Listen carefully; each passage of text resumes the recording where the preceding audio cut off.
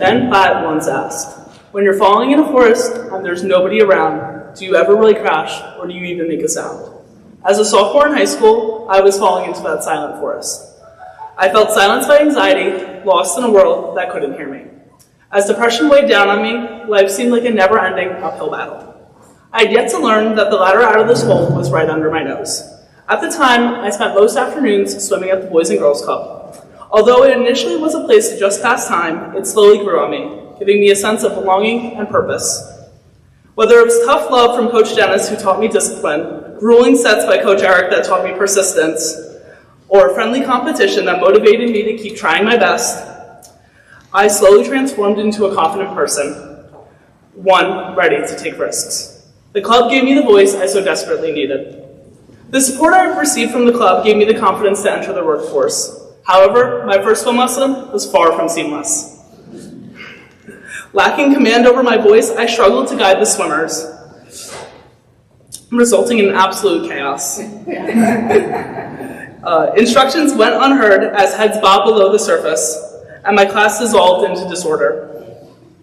For instance, a swimmer kept spitting in my face for the entirety of a lesson, and I didn't have the nerve to tell him to stop. My lessons continued, rarely productive.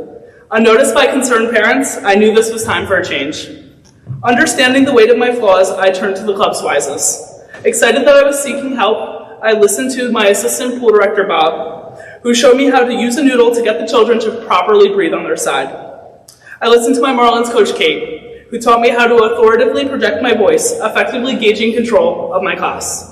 And just like that, the small sound of instruction that I once gave began to grow louder. My students began to transform from nervous swimmers into capable, water-safe athletes, ready for the next level. From the pool to the classroom, the club continued to shape me. I began to carry the confidence that I was building in the pool into my everyday life.